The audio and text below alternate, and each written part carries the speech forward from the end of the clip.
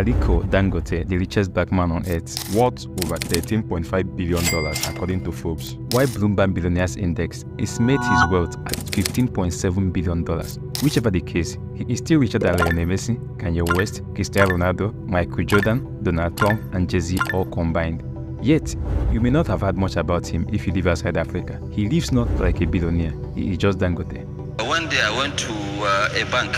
Yeah, you know, at that time there were no restrictions of this, and I wrote a check and cash $10 million, and I took it home. For yourself? For myself, yes. You cashed $10 million from the bank?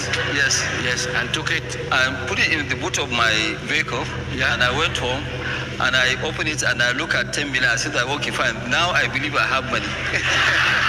He is so wealthy that his wealth in the first quarter of 2022 was almost the same as the GDP of Senegal, an African country of about 18 million people. In 2023, his wealth is higher than the GDP of 32 African countries. One of his companies, Dangote Cement, makes about $10.9 million every day, according to their 2022 annual report, which means the company makes over $450,000 every hour. Yet, there have been cases of his workers protesting over poor wages. In 2015, a group of Dangote staff workers staged a protest demanding a pay rise. A few days later, 4 of the protesters were sacked for leading the protest and for speaking to the media. In January 2022, over 500 workers at the Dangote cement plant in Masaiti, Zambia, went on a 4-day strike to demand better wages and better working conditions. There are so many controversies surrounding his wealth. In this video, we'll be discussing his rise to wealth, his ambitious political activities that led to the ban of Ibeto Cement, one of his biggest rivals, his investment strategy, and his drive to have a share in Nigeria's oil wealth by building a private refinery. Born in 1957, Aliko Dangote is the son of Mohammed Dangote and Maria Sanusi Dantata. In 1965, just 8 years after his birth, his father died.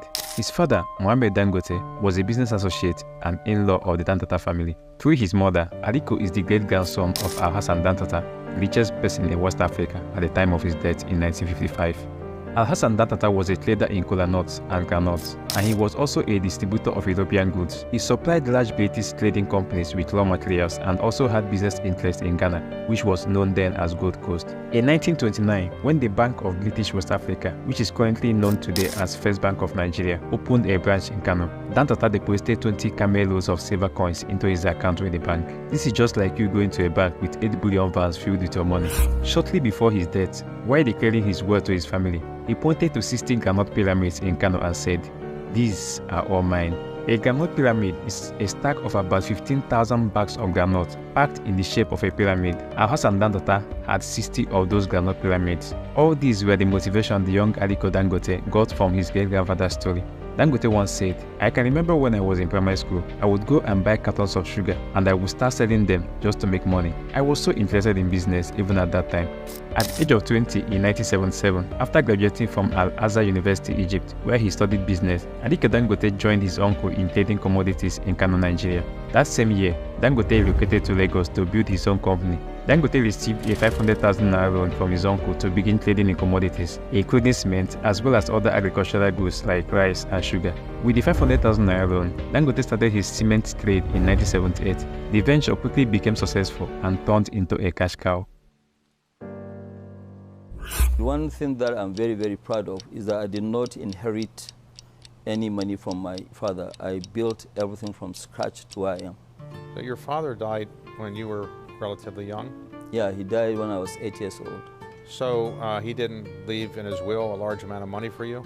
Well, he left in the will, but you know, I mean, whatever that I inherited from him, which means in assets, I gave that one to charity since then.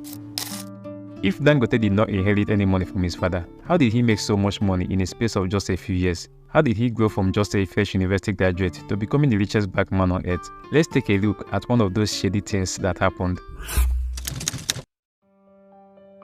Apart from cement business and other businesses, Dangote also has some political deals that helped in giving him some business advantage. In 2003, during the re-election bid of President Olusegun Obasanjo, Dangote played a prominent role in the financing of the campaign. He gave over $4.5 million which includes $2 million in support for the re-election bid, a $500,000 contribution to the National Mosque under the name of Friends of Obasanjo and Aliko, and another $2 million contribution to the Presidential Library. These contributions were later turned into investments.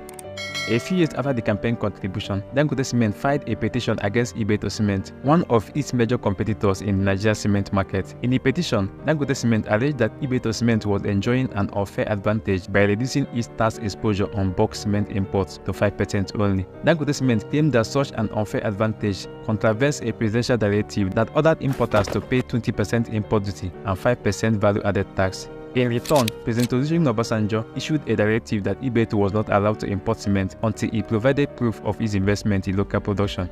In December 2005, the president shut down Ibeto cement plant for allegedly claiming investment tax breaks on pretense. This gave Dangote Cement more control over Nigeria's cement market and could be seen as a payback favor from the president to Dangote for the election support.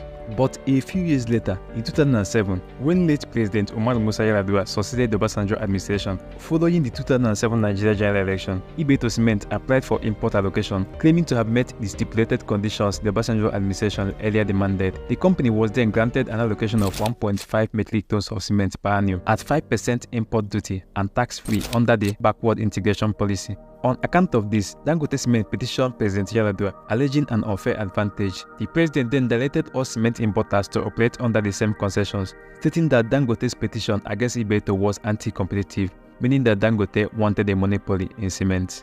However, to reduce the economic and political risk within Nigeria, and to stay a bit away from the struggle with Ibeto Cement, Dangote Cement began looking for opportunities to expand beyond Nigeria. The company's strategy then focused on continental expansion with the building and acquisition of cement plants in other African countries. The group now owns and operates over 18 subsidiaries, operating in 10 African countries. Today, the Dangote Group is one of the largest conglomerates in Africa. Dangote Group has moved from being a trading company to becoming the largest industrial group in Nigeria.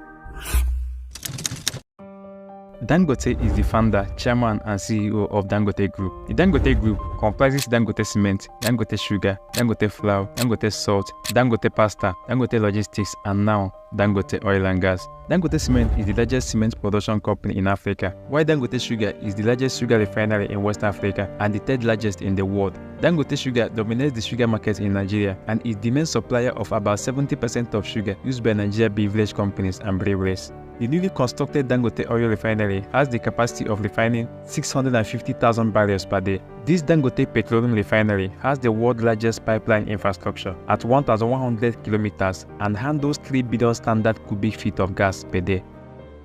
As many suggest, this is a drive by Dangote to control oil production in Nigeria, just like he does in cement and sugar. But the good thing is that at full functionality, the refinery is expected to reduce the oil pump price in Nigeria by making gasoline and other products readily available, and it will also generate more revenue for the country.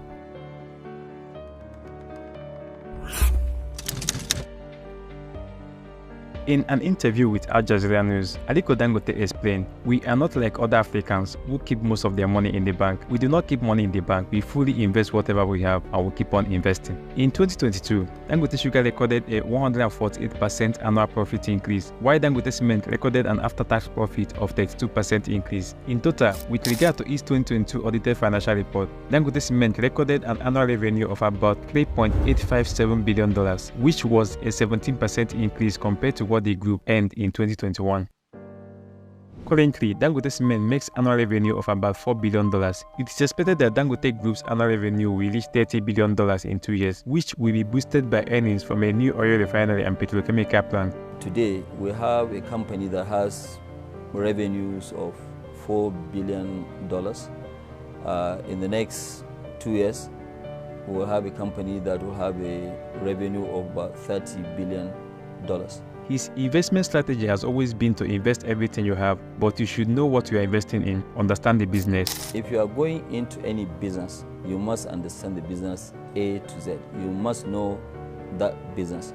He has an eye for investing in good business opportunities, and most of his investment has proved profitable. So, from a 500,000 naira loan to becoming the richest man in Africa and the richest black man on earth, worth about $12 billion, even though many suggest his wealth came as a result of the political backup he has enjoyed and keeps enjoying. But the bottom line is that Dangote has created an empire of wealth through investment. Whatever you think about him, just give him the credit he deserves. Thanks for watching.